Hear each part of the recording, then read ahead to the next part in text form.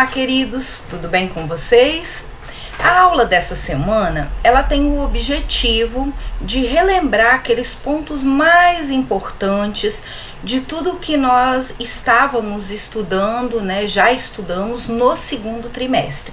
Então, o conteúdo do segundo trimestre é a região norte do Brasil. E essa região norte, ela no nosso livro didático, ela é dividida aí no percurso 13, 14, 15. Então, o percurso 13 falando um pouco dos aspectos físicos da região norte. No percurso 14, como esse espaço foi sendo habitado, construído e modificado. Depois, no percurso 15, trata um pouco mais da Amazônia, dos desafios, né, que a Amazônia encontra. Então, um pouquinho sobre a região norte. E o meu objetivo não é, obviamente, rever tudo, mas tocar em alguns pontos que provavelmente serão cobrados e que são importantíssimos para o seu conhecimento. Vamos lá? Começando então, a primeira imagem, obviamente, é o mapa político aí, né, mostrando quais são os estados que compõem a região norte. Então, a região norte, ela é composta desses estados, os maiores deles, o Amazonas e o Pará, e uma grande parte desses estados tem uma característica bastante parecida em relação à cobertura vegetal, predominantemente a floresta amazônica, em relação à biodiversidade como um todo, né, as atividades, né, ligadas ao extrativismo, né, então é bastante comum essa característica aí nessa região. Mas o livro de vocês, ele muitas vezes ele vai tratar não só da região norte desses estados, mas ele traz uma outra nomenclatura que foi criada pelo governo há muitos anos atrás, que é a questão da Amazônia Legal. O que seria a Amazônia Legal? Toda a região norte, que é essa aqui dentro desse limite da linha amarela, mais alguns estados ou partes de alguns estados que têm uma característica parecida. Por exemplo, o Mato Grosso, apesar dele não fazer parte da região norte, ele faz parte da Amazônia Legal, porque uma grande parte do território dele tem uma característica muito parecida com a região norte. Parte do Maranhão aqui também faz parte da Amazônia Legal. Essa Amazônia Legal, ela foi criada pelo governo para poder ajudar na criação, na projeção de políticas públicas de desenvolvimento, né, para essa região aí. Por isso que o Mato Grosso, o Maranhão foram incluídas, né, na Amazônia Legal. E existe ainda uma outra definição de Amazônia internacional. Como o próprio nome diz, compreende a Amazônia brasileira e aí os nossos vizinhos que também possuem essa cobertura vegetal parecida ou idêntica à nossa aqui do Brasil. Continuando, o relevo aí da região norte é predominantemente composto de planícies, planaltos e depressões, ou seja, um relevo mais baixo, mais plano. Daí se explica a ocorrência do rio Amazonas nessa região.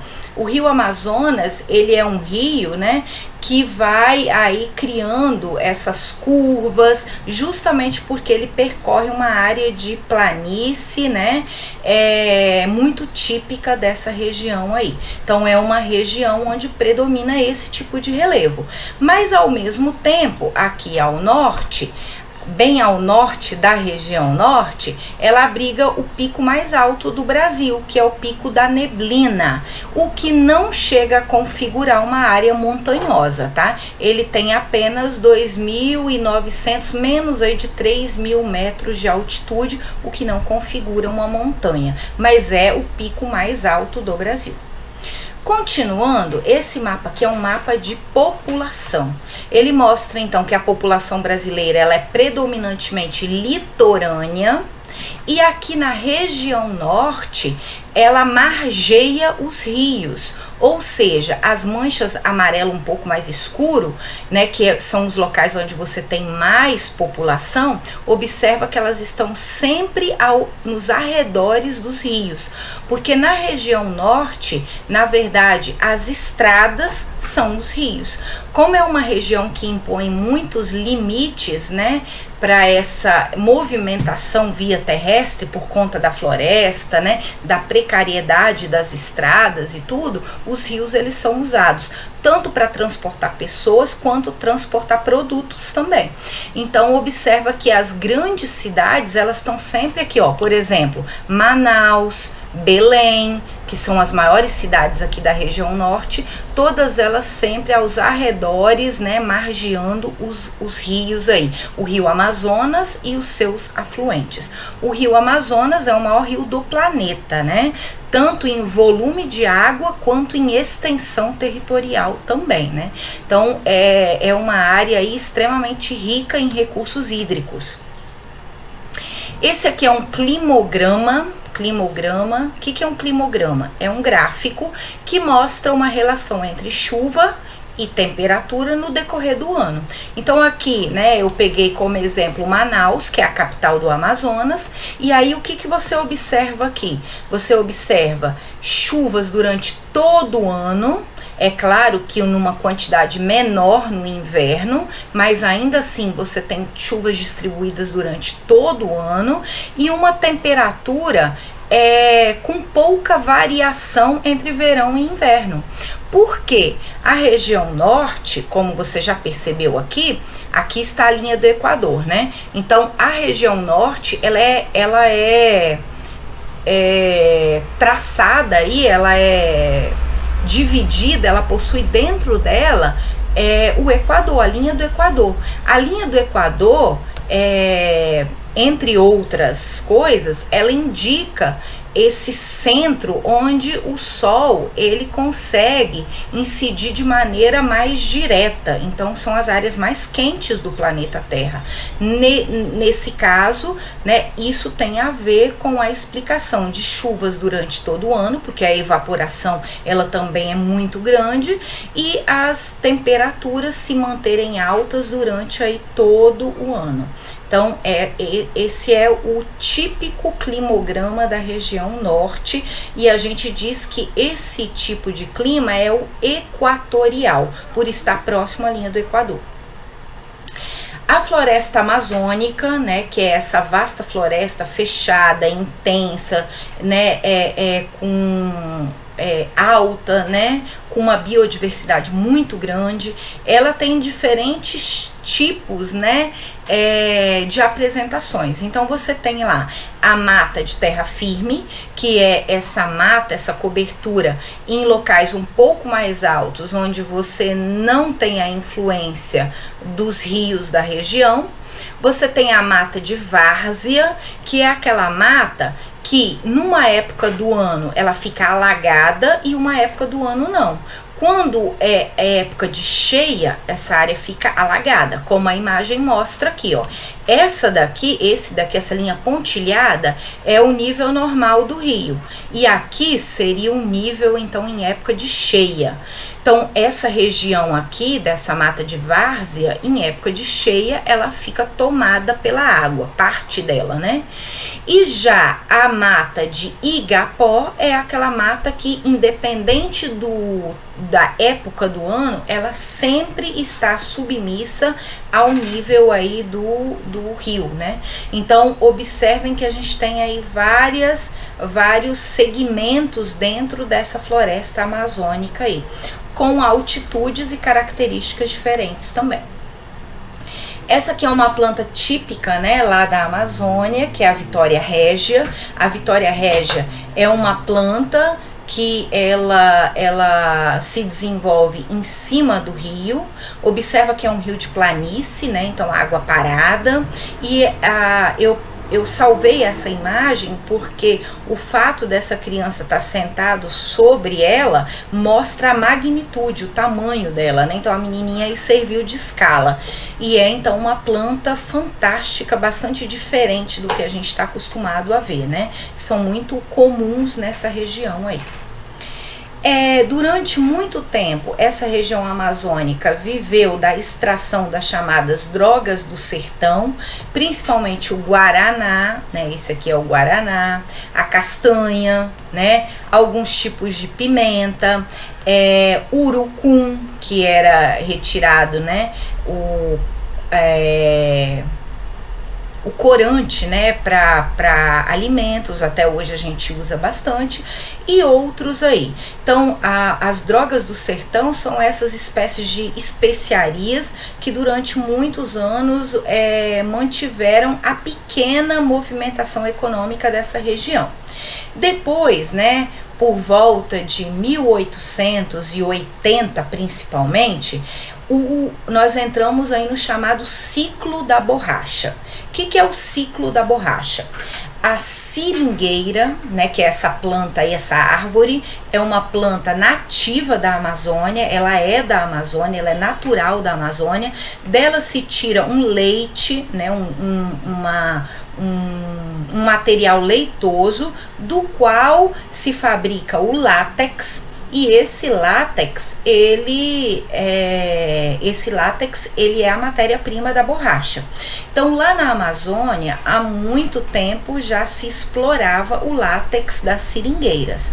Porém, ele encontrou projeção, exportação e realmente se transformou numa atividade muito lucrativa a partir então de 1880, quando a borracha ela é amplamente usada no mercado externo, né? Para pneus, depois com a popularização de veículos, né? Essa borracha então ela começou a ser cada vez mais necessária nas indústrias do mundo inteiro. Por volta de 1880 até por volta de 1912, né, a região norte ela viveu uma economia extremamente rica e abundante por conta desse ciclo da borracha. O ciclo da borracha trouxe à região norte uma movimentação econômica, uma lucratividade muito alta, né? Foram os tempos áureos, né, os tempos das vacas gordas, né, da região norte aí. Por volta de 1912, sementes da seringueira foram levados pelos ingleses para alguns países asiáticos, né, como por exemplo, né, o antigo Ceilão, o Vietnã, outros países como Singapura, né? Esses países eles se adaptaram bem por ter um clima parecido com o do Brasil. Eles então se adaptaram bem e por volta de 1912 se transformaram nos maiores produtores de borracha. Aí chega ao fim, né, começa o declínio do ciclo da borracha na região norte. Então esse ciclo da borracha, ele trouxe para a região norte, né, um certo desenvolvimento, atração de várias pessoas, né, de vários imigrantes de dentro e de fora do Brasil, e uma época de prosperidade econômica também. Um exemplo clássico dessa prosperidade é o Teatro de Manaus. Esse teatro, ele é luxuoso, principalmente se você pensar que ele foi construído no início aí do século XX. Então, ele é uma obra, né, extremamente complexa, né, sofisticada, que mostra, né, como essa época trouxe prosperidade para a região norte do Brasil. Aí nós temos aqui uma propaganda do governo, anos depois, né, falando, né, faça a opção, né, para que você possa ganhar dinheiro aí investindo na Amazônia. Inclusive, o slogan da propaganda era: chega de lendas, vamos faturar. Então, né, mostra indústrias, gado, né? Então, um incentivo do governo para que as pessoas, os empresários, né, investissem na região norte e assim trouxessem de volta para a região norte aquele desenvolvimento econômico lá da época do ciclo da borracha. A Transamazônia foi a construção de uma estrada, que foi um grande desafio, né, de engenharia, porque lembre-se que é dentro da mata fechada, então não é fácil construir uma estrada, né, numa região como essa, onde as chuvas são quase que diárias, é uma floresta úmida.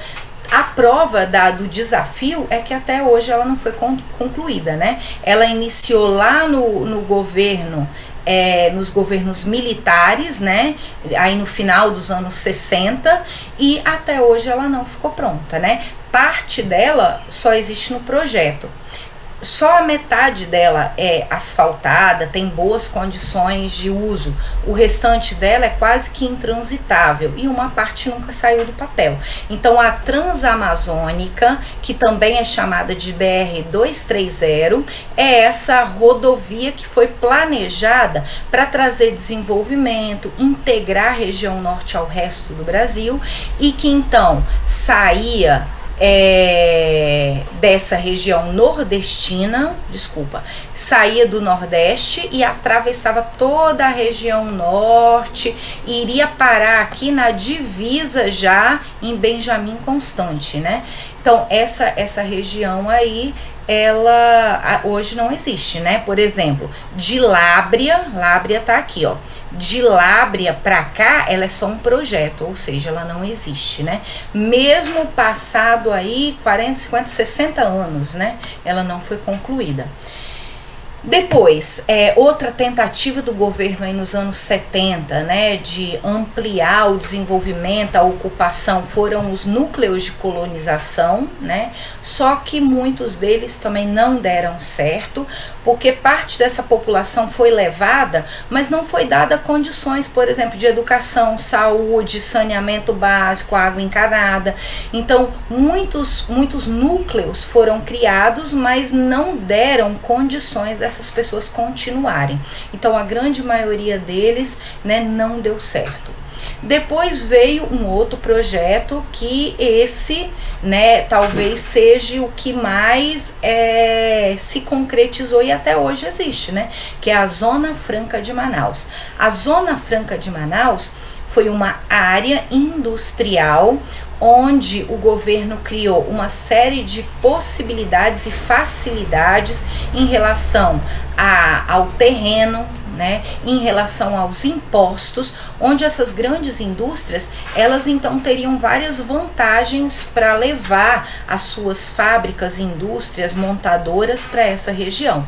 Isso em partes deu certo e hoje a Zona Franca de Manaus ainda, apesar de um certo sucateamento, ela ainda é bastante ativa. Por exemplo, nós temos inúmeras multinacionais, né? Nós temos várias indústrias, principalmente de eletrônicos, produtos eletrônicos, que se instalaram nessa região devido a essas isenções fiscais, né? A essa facilidade de até doação de terra para que pudessem se instalar nessa região.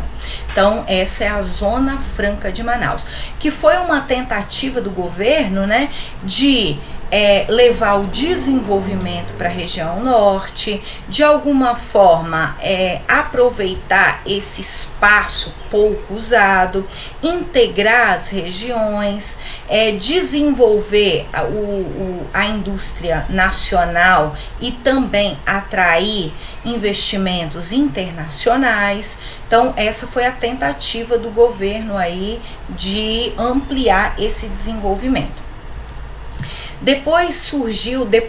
Ao mesmo tempo surgiu também o projeto Grande Carajás. O projeto Grande Carajás, ele tinha o intuito de criar uma infraestrutura, ou seja, obras para que se pudesse explorar o minério de ferro da Serra dos Carajás, né? Haviam encontrado uma grande quantidade, né, de minério de ferro nessa região aí do Pará, conhecida como Serra dos Carajás, e nos arredores também bauxita e outros minérios muito importantes. Além disso, também a questão da exploração mesmo, né, da floresta, de outros recursos. Então, o intuito do projeto Grande Carajás era trazer infraestrutura para essa região, para que se pudesse explorar o minério, atrair, né, investimentos, e essa infraestrutura ela seria aproveitada também por outras atividades econômicas.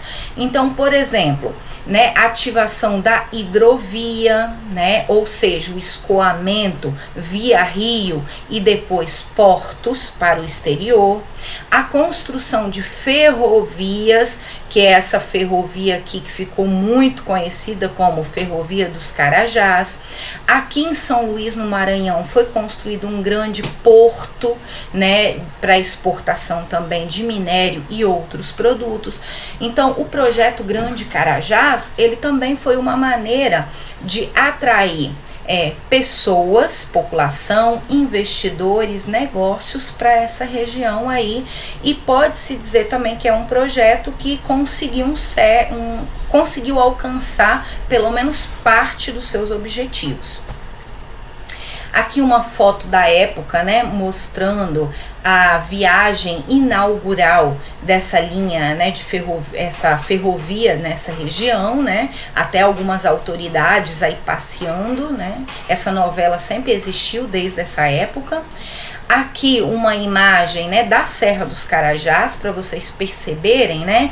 Aqui uma pimentinha, só para você perceber que esse desenvolvimento ele tem um preço, né? Observe aí que o meio ambiente nessa região ele é totalmente detonado para que esse minério de ferro seja extraído, né? E com ele seja produzido aço, que é um material aí fundamental hoje para a indústria mundial, até hoje.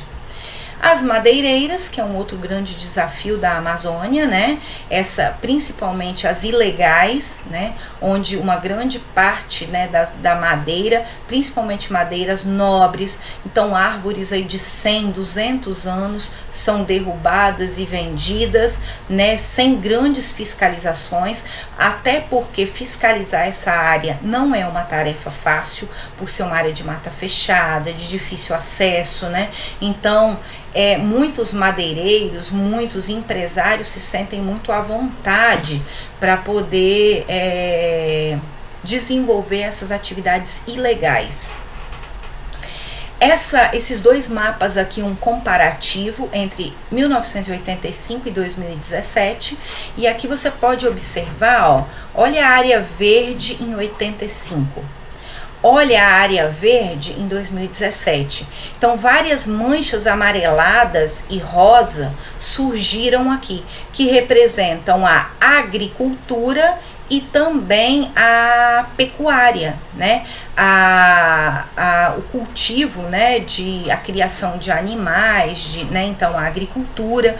E observa que é como se esse daqui fosse o arco do desmatamento. É como se as grandes agroindústrias do centro-oeste brasileiro, né, produção de soja, de milho, estivessem pressionando aqui a região norte, e essa fronteira agrícola, ela estivesse se expandindo cada vez mais, né? É esse o cenário. Eu não consegui uma imagem recente aí de 2019, 2020 para comparar, porque segundo o INPE, esse desmatamento ele se tornou visivelmente muito maior nos últimos 2 anos, né? Devido a vários episódios, né? Alguns deles as queimadas, né? Alguns deles outros, né, ligadas a essa política do atual governo, que já deixou bem claro que as questões ambientais não são prioridades. Então isso dá uma sensação de impunidade muito grande, o que incentiva a ampliação do desmatamento, das queimadas, né? Então aí é um pouco desse cenário da destruição nos últimos anos. Esse mapa aqui, ele não tem comparativo, mas a área em rosa mostra bem as áreas mais devastadas, né? Que foram desmatadas para darem lugar a outras atividades. Aí aqui um pouco da biodiversidade da Amazônia.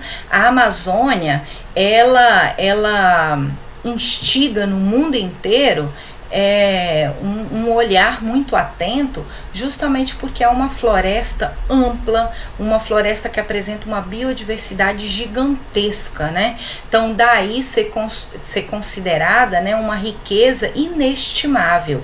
E por isso também, quando o Brasil mostra que não cuida bem do que é dele, começa a atrair olhares e iniciativas, né, internacionais também, né? E aí mostra um pouquinho dessa biodiversidade. A biodiversidade significa a diversidade de vida, né, nesse bioma, nesse complexo aí que é a Amazônia. Isso tanto para a fauna quanto para a flora também.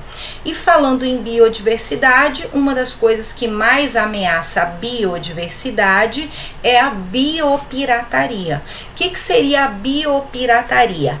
A apropriação ilegal, o roubo, o contrabando das riquezas da Amazônia, ou riquezas de qualquer espaço, né?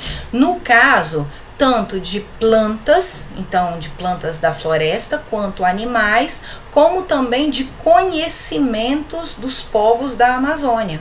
Então, muitas entidades, muitos órgãos internacionais acabam se apropriando desses conhecimentos, dessas riquezas, desses animais exóticos, dessas plantas, para poder se beneficiar, né, vendendo isso no mercado. Então isso a gente chama de biopirataria e é um grande desafio, né, que a Amazônia enfrenta hoje, é a biopirataria. Bem, sobre esse conteúdo, então eram esses pontos que eu pensei em relembrar para prepará-los para avaliação e para melhorar o conhecimento de vocês. Espero que vocês revisem a matéria, estudem, foquem, se preocupem com o conhecimento de vocês, não por mim, mas por vocês mesmos, né? Pela vida de vocês, para que vocês se sintam pessoas esclarecidas, bem informadas, politizadas, né? Detentoras de conhecimento. Isso traz um empoderamento para qualquer pessoa. Então estudem, foquem nisso, fiquem com Deus, até na semana que vem, quando nós teremos uma avaliação a respeito desses assuntos, com foco nesses pontos que eu levantei nessa videoaula. Fiquem com Deus, um beijo no coração de vocês e até. Tchau, tchau.